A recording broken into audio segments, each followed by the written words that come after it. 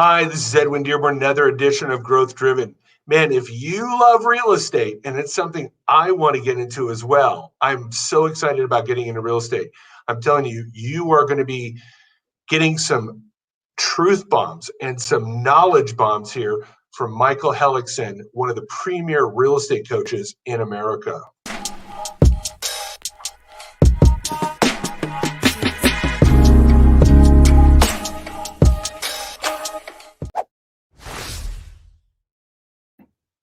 Hey, another edition of Growth Driven, and I am here with Premier Real Estate Coach Michael Hellickson. Michael, thank you so much for taking your valuable time to be with us today. My pleasure, Edwin. I appreciate you having me on.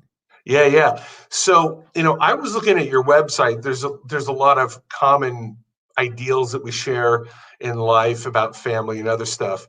But one of the things that really drew me to you was how enthusiastic you are about real estate, but not just your enthusiasm, which there's a lot of people, but how detailed and articulate you are in really putting together programs to help people be success. So I wanted you kind of start from how you got involved in real estate, because I know there's a lot of people, including myself, like, how do I get started in real estate?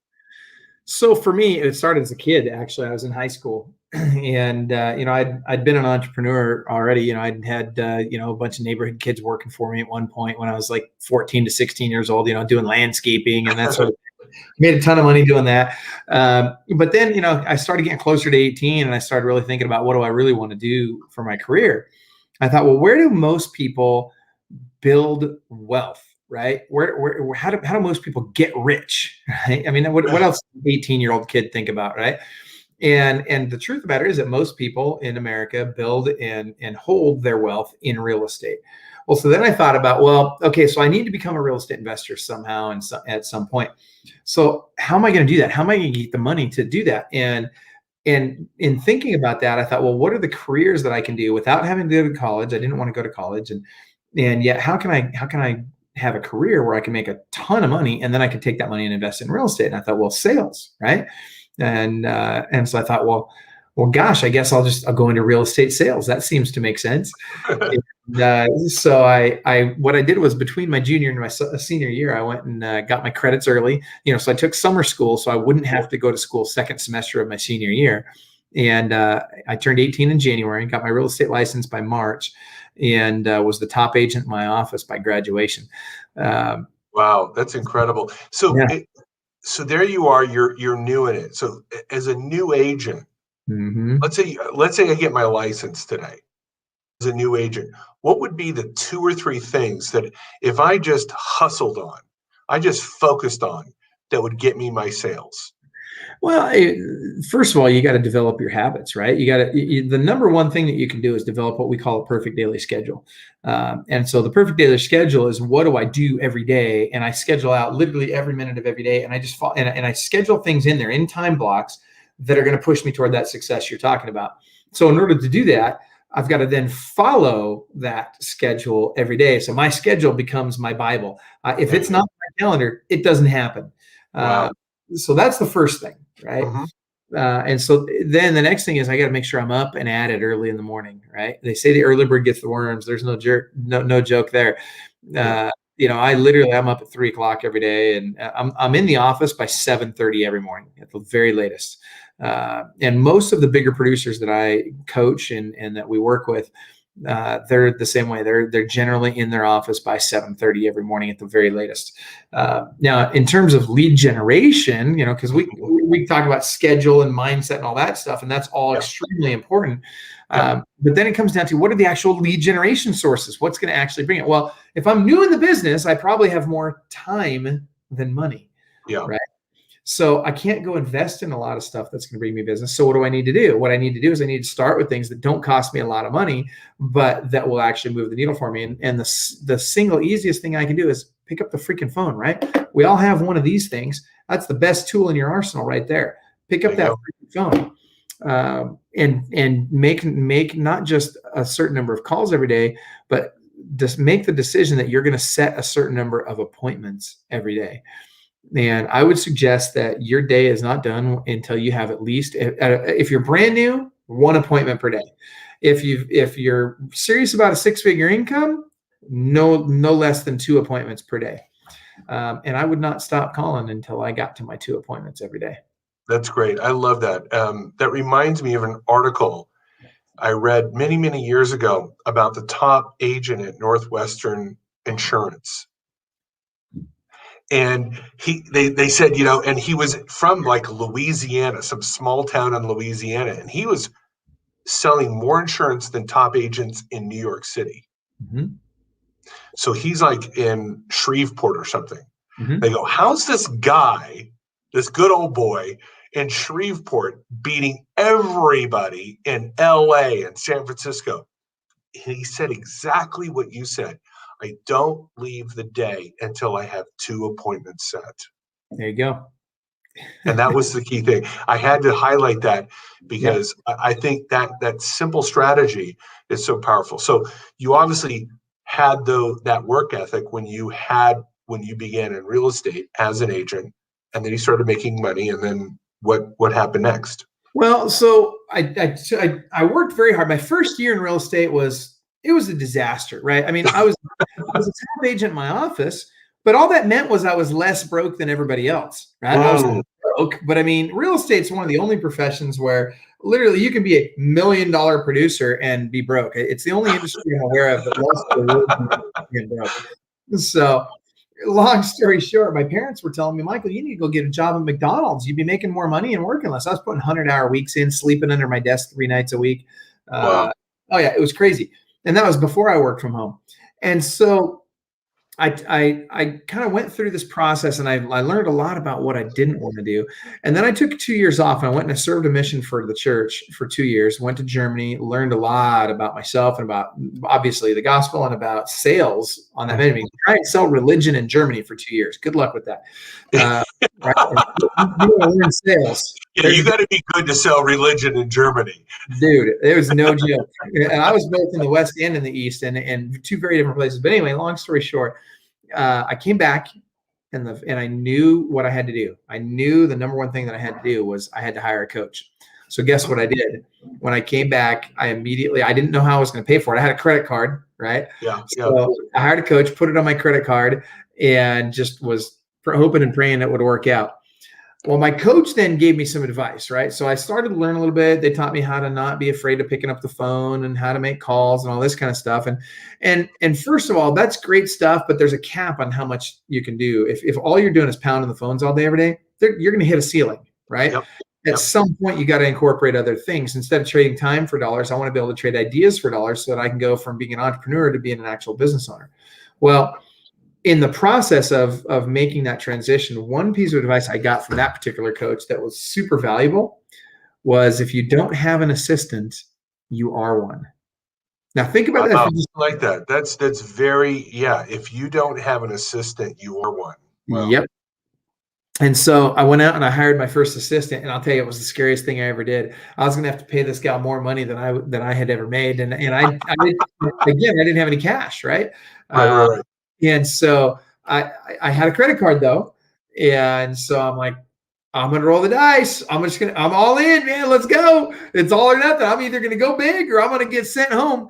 And so I hired this gal, and I'll tell you what, man, my production just went through the roof immediately, because now I was no longer doing the stuff that you could pay, minimum wage for, like data entry and all the stuff that I didn't love to do anyway. I wanted to be out selling. I wanted to be talking to people, putting transactions. Yeah. And as soon as I transitioned to that, business went through the roof. And what's really interesting about that is that, she came to work for me, and she worked for me for about 4 years. And then we got married, and that's when I went to work for her.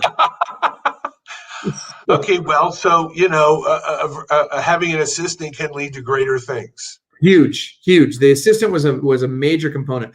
And that's when I started to learn about leverage, right?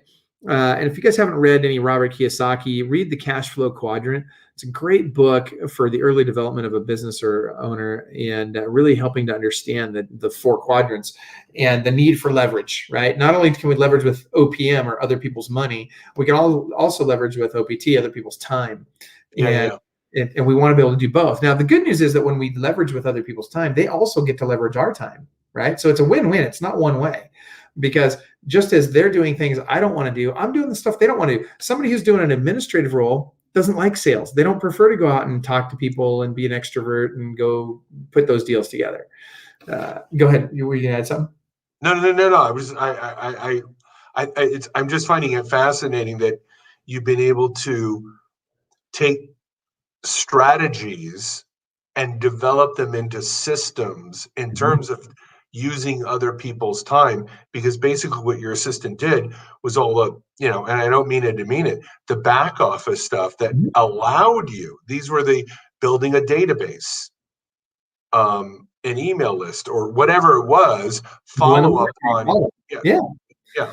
What I needed to focus on was the high dollar producing activities, right? We call them DPA, dollar productive activities. So I wanted to be doing stuff that would pay not $10 or $15 an hour, but that would pay $100, $200, $300, $1,000 an hour. How do I focus my time on those things and let somebody else focus on the others? And again, to your point, doesn't make me better than them, doesn't make them, it's not, we're not demeaning them in any way, shape, or form. It's just different strokes for different folks. And so that said, then I started realizing, okay, now I need to leverage more time. So I need to have someone working with buyers for me. And then I need to have someone that's just showing houses for me. And I started really scaling out my business with, and when I say scaling, it wasn't scaling yet, it was growth at this point.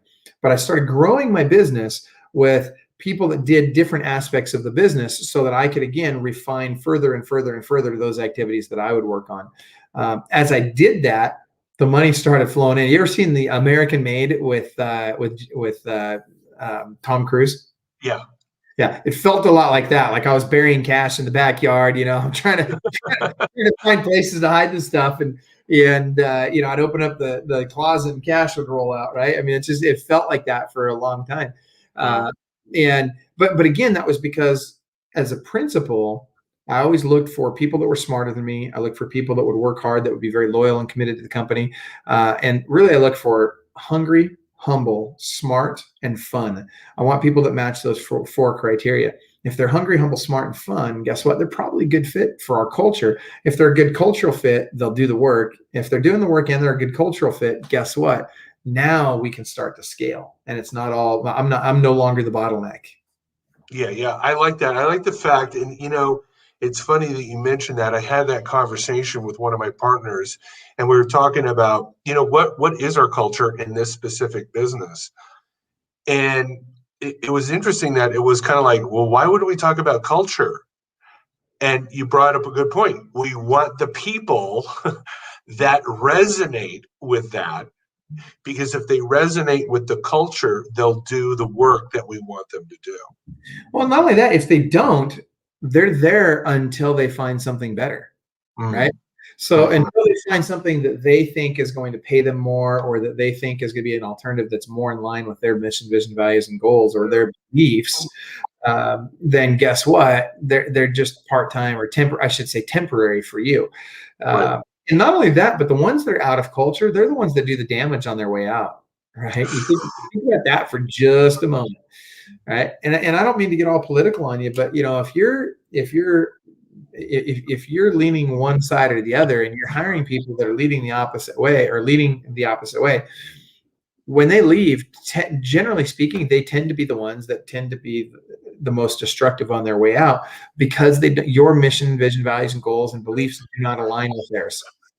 Yeah. And there's also just the aspect of, even if we just, and yes, I've seen that in regards to politics, but there's also the person who just out of jealousy and spitefulness will go out of their way to destroy you, as a way to, justify why they don't like your culture. It's funny though, and I can't remember who said that. Who was it? I wish I could remember who said this. It might have been Grant Cardone. I can't remember. But I've heard it more than once from more than one major thought leader. and business owners. But ultimately, to be really truly successful, you're going to have some haters, right? And I would suggest to you guys, if you're going to be big in business, whether it's investing or if you're going to be a thought leader or whatever, or if it's selling real estate or running some other kind of business, you have to embrace the haters. You got to love the haters. You just have to be okay with it. You're not going to change their minds. You're not going to fix it. You're not going to correct it. But what's interesting is, so when I was 28 years old, I ran for city council in Federal Way, Washington. I was this young kid. I was new to the area, didn't know anybody. Really had no business being in that role. And I was running against someone who was way more qualified than me, and another person who was way more qualified than me. One was more deserving, one was more qualified. Mm-hmm. And the one who was more qualified, he was a lobbyist, and his best friend was the chairman of the county council at the time, and had a lot of influence over a lot of the politics in the area. Well, that guy told me, he said something that stuck with me forever. His name was Pete Von Reichbauer. He later became the sheriff and all kinds of stuff. Anyway, very politically powerful guy. And he says, Michael, good news, or good press, bad press, it's all press. He said, it doesn't matter. And it's funny because I went on to beat his best friend and the other gal in that election. I shouldn't have, but you know what got me to win that election? This is something that I think is a very good business lesson. It's kind of off topic, but it's a very important business lesson. Yeah. I didn't do the door to door, and because I figured I could knock on 10 doors, and if I say 9 things right and 1 thing wrong, they're going to vote for the other guy, right? So I didn't do any of that. You know what I did? What? I invested 95% of my campaign budget on signs. So I put up thousands of signs all over town, and I kept putting them up, and I mix them up and change them up, and I did one debate. And I freaking crushed both those opponents in that election. I mean, I destroyed them both. So why is that important? And what does that have to do with the haters? Do you think there were haters along the way? Absolutely. And you know what? All they did was help, because they got my name out there even more. All that did was help. Yeah. You did remind me of a quote that Grant Cardone did say about the haters. He said, love me, hate me, I'm getting paid every day. Like, he doesn't care. I'm growing. Yeah, that's so right. I've got my eye on that metric, not how many haters I have. I'm not looking at that. I'm looking at my bank account, and I got paid today.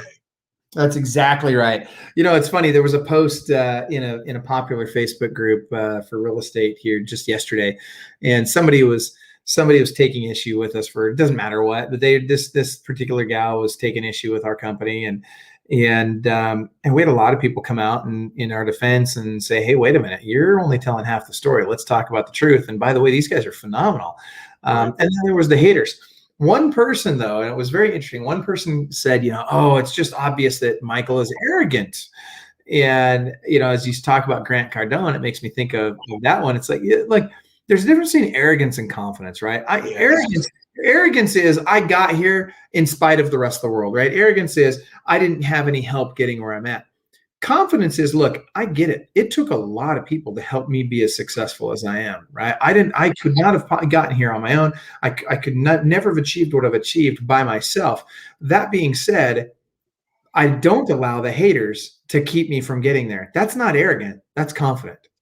Yeah, and you exemplify what you said earlier about your culture. What you said was you have humility. You are humble by saying, hey, I got there, but I got there with the help of others.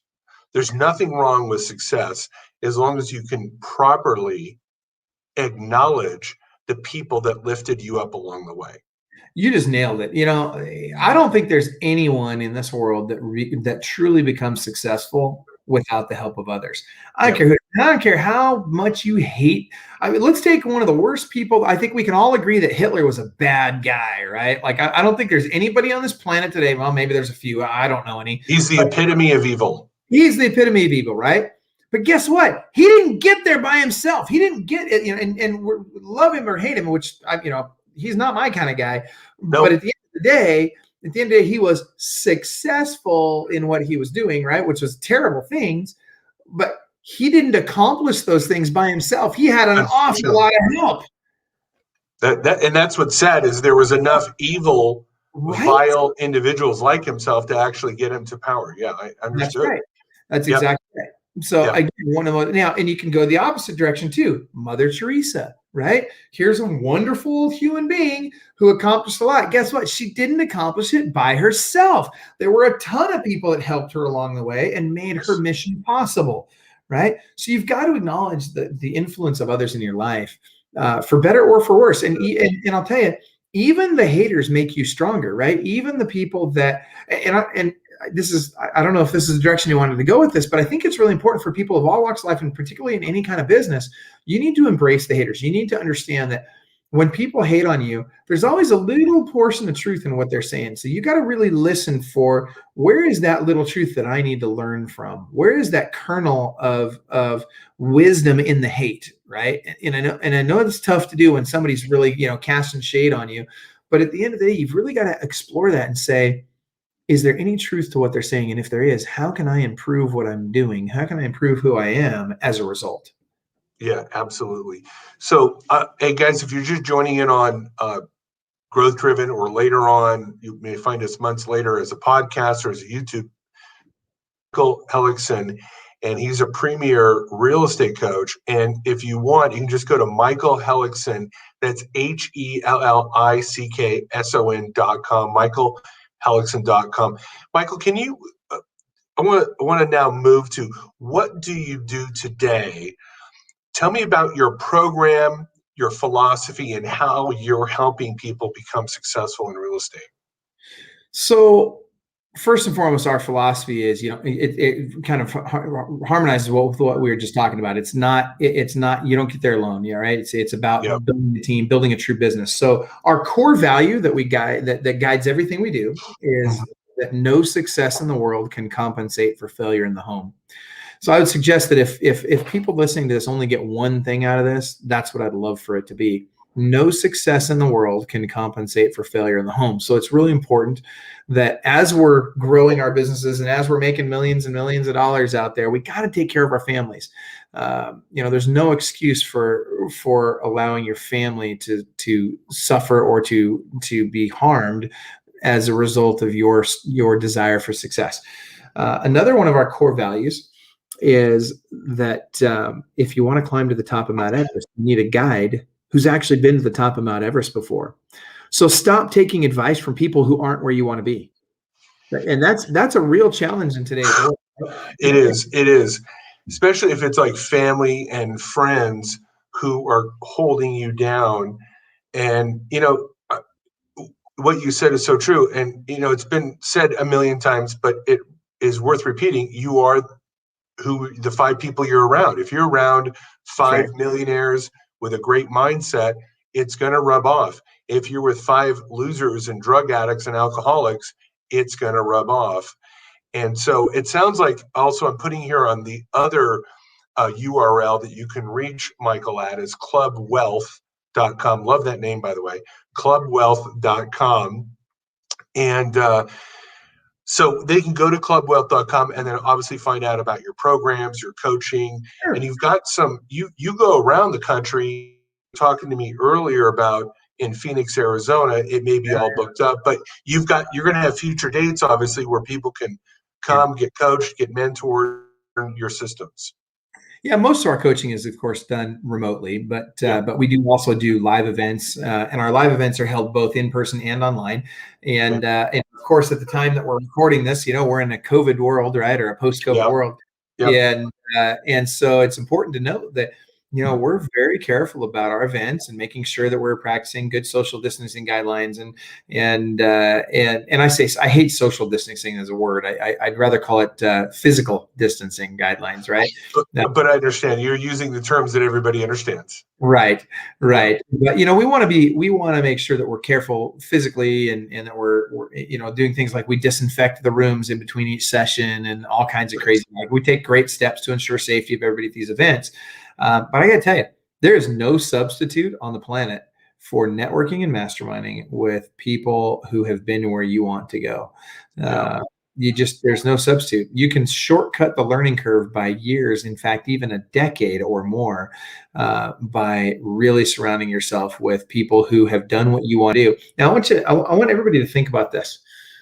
Anytime someone's going to give you advice, first you got to ask, where are they in their life, right? In terms of how successful have they been in certain areas. But then you got to ask yourself, what's their lifestyle like? Because success alone is not enough, right? So if you're taking advice from somebody who's been uber successful in their business, and yet they're working 80 hours a week, is that the kind of life you want to have?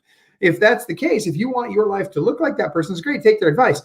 I don't want to work 80 hours a week. I'm guessing most of the people watching this probably don't either. So I would suggest probably don't take advice from people that work 80 hours a week. Start taking advice from people that are both very successful and have a great family life and have great balance in their lives and seem to have their stuff together overall. I love that. Again, Michael Hellickson, clubwealth.com. Michael, let's in conclusion, we'll take 5 or 10 minutes or whatever time you have. So I get with you. Let's say I go to Club Wealth, I sign up, or I meet you in Phoenix or whatever future events. And I hope you have one in Las Vegas soon, because I'm in the Vegas area. But, I may go to Phoenix and then we do that ride that we talked about. But I come kind of give me a flavor of what it's like to work with you, what I'm going to learn. Yeah. How kind of just take me, if I don't have, can't go to the website right now, give me a 5-minute kind of overview of what it's like to hook up with you. Okay. So we are a business coaching and consulting firm, primarily in the real estate and mortgage space. We also work with people in other industries as well. You might be in insurance, you might be a business owner of some other kind. Maybe I own a body shop. Maybe I own an HVAC company. We have solutions for those types of businesses as well. So what it looks like is we do one-on-one coaching, and we don't believe in just, let me rephrase. We do offer group coaching, but we really believe that to move the needle the most, if you really want to have the greatest results in your business, you need a one-on-one coach who's available to you on a regular basis, who has scheduled calls with you, who's financially responsible for making sure that you are successful. Okay. And so we have regular one-on-one calls each month. You also get unlimited calls with your coach throughout the month. We have mastermind calls every month. We have calls for your team members. If I'm a real estate agent, for example, I've got buyer agent mastermind calls every month. I got listing agent mastermind calls every month, administrative team member mastermind calls. So we're teaching your team as well. And it's important because you want your team to embrace your vision, right? You want to make sure your team is headed in the same direction you are. And so literally for us, it's not about, hey, you should go hire an assistant, right? So our advice would be more like, hey, it's time to hire an assistant. So let me tell you how you're going to do that. Here's the system for hiring an assistant. Here's the checklist you follow in hiring an assistant. Here's the ads that you run. Here's where you run the ads. Here's the questions for the group interview, the questions for the one-on-one interview. Here's the job description when they're on board. Here's the contract you're going to use when you hire them. Your coach is going to walk you through it step by step, give you an idea of it. In fact, your coach will even interview the last couple of people for you to make sure you're getting the right fit for your team. So it's really, truly all encompassing consulting.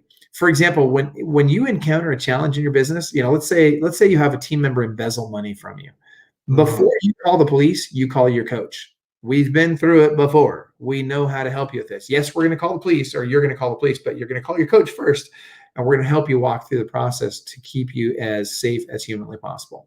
That's great. That's great. And it's interesting that you bring up that point, because I think, people think that a coach is like, okay, we're just going to talk about business or what ad to run or mindset and motivation. You can do it, but there's probably a very wide cornucopia of situations, challenges, data sets, knowledge, points of knowledge that they need to know, that really run the entire spectrum of what a real estate agent or a broker would run into.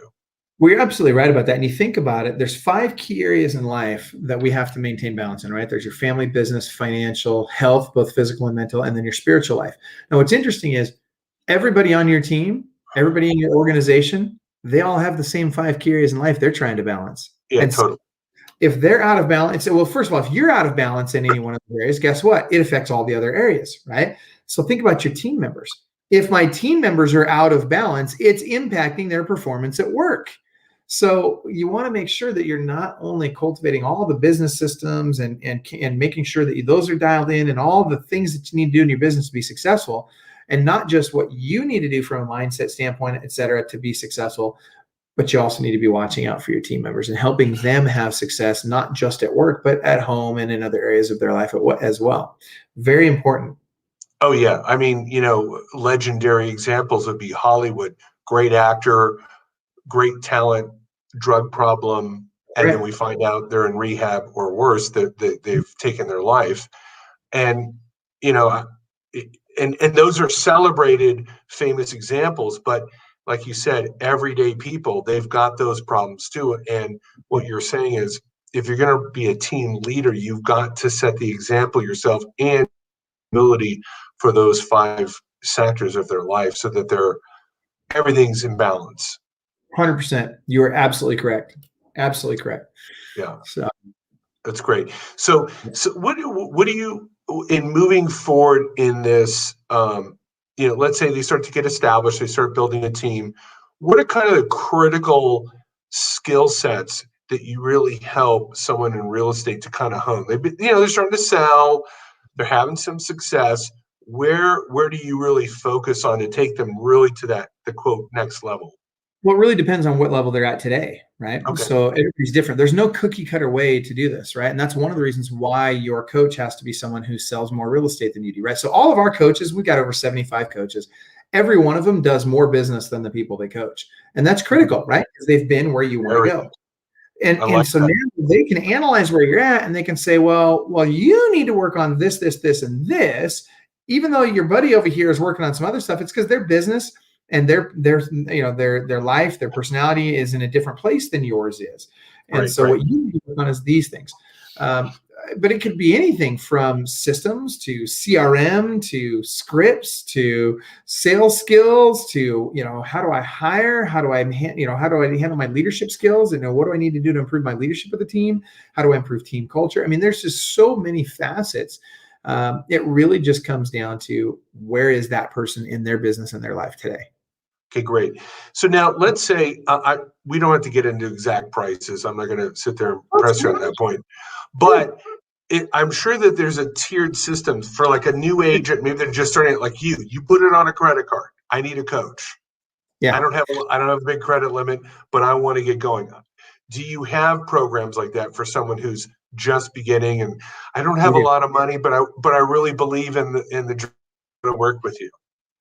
Well, while our typical client does over 200 transactions a year, we have people that are brand new in the business that are clients as well. So we have programs ranging from our group coaching programs starting at $97 a month, all the way up to our very high-end one-on-one programs that could be as much as $4,000 a month. Generally speaking, though, one-on-one coaching starts at about $597 a month. Oh, that's very affordable. Very affordable.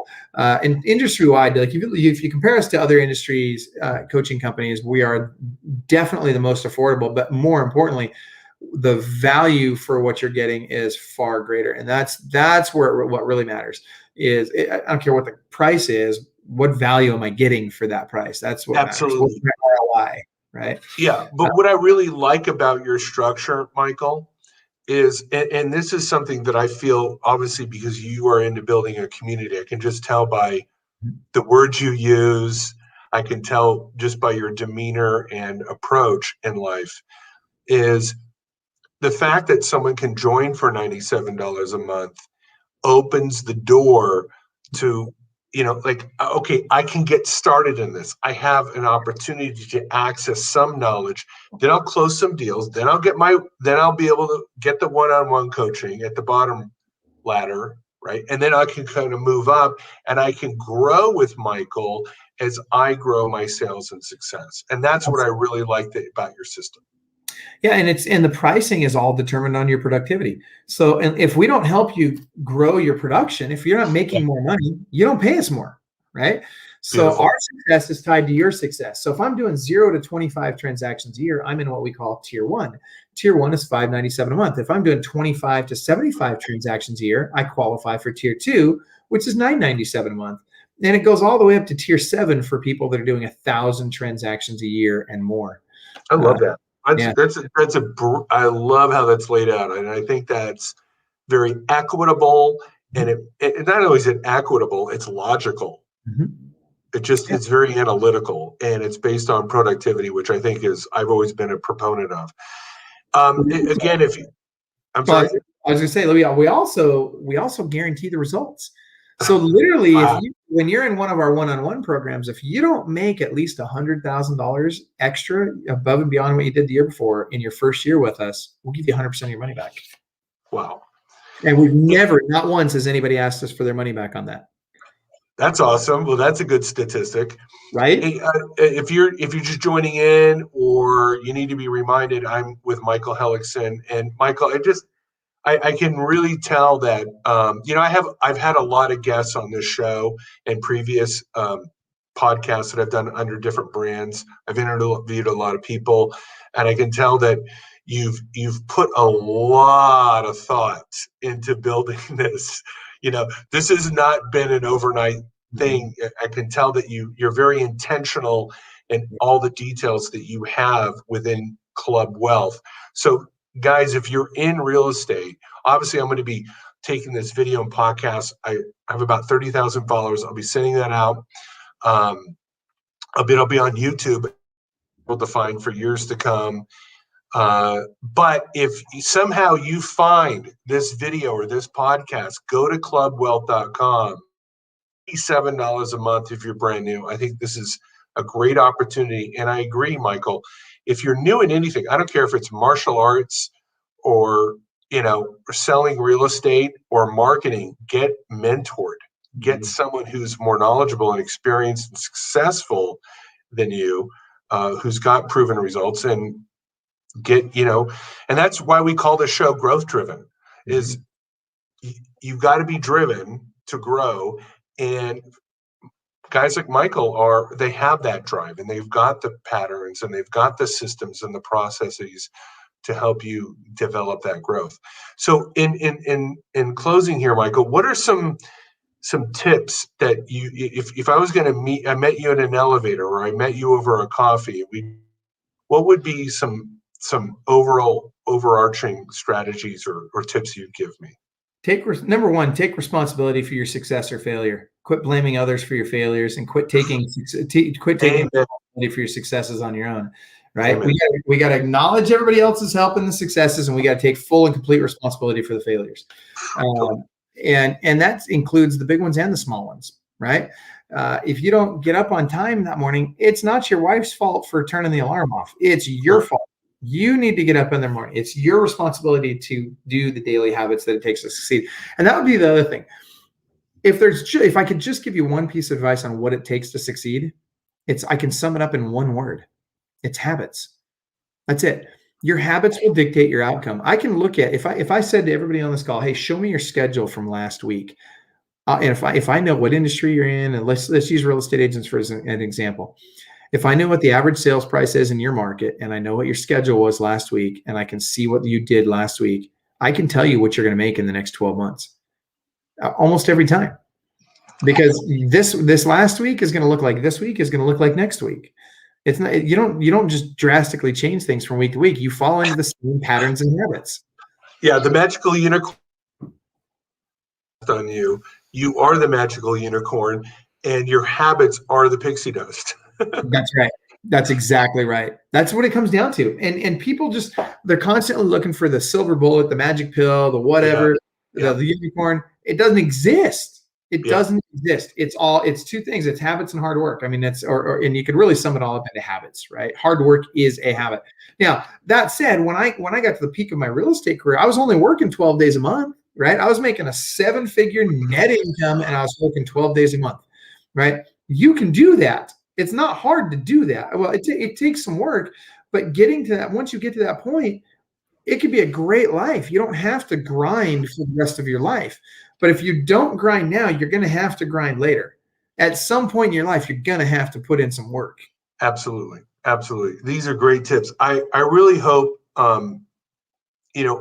yes, Michael is a guest, and yes, I always try to make my guests look good because that's just part of my brand.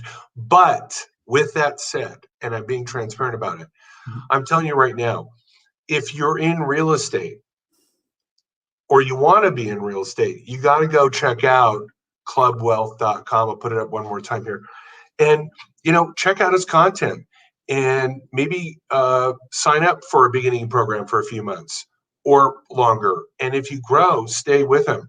I believe that, and that's why I bring people on the show, is to expose you to professionals that are going to help your career. I don't get paid to do this show. I didn't pay Michael anything. Michael didn't pay me anything. We're doing this purely out of a desire to help others. And really my payment for doing this show is if you approach me 6 months later and go, hey, I watched your show, and because I watched your show, I went to Michael, and now Michael's helping my career grow. That's my payment for this. And somehow to give back to this community that I'm building on a daily basis. And so, Michael, I can't even tell you how blessed I feel that you took your time. I know your time is valuable to be with us today to share these insights. And I hope more and more people find you and grow with you as a result of being connected with you. I appreciate that a lot. Thank you very, very much. All right. Well, this has been another edition of Growth Driven, where we bring to you insights from experts. And I hope to see you very shortly again in our next edition in just a few days. All right. Bye-bye.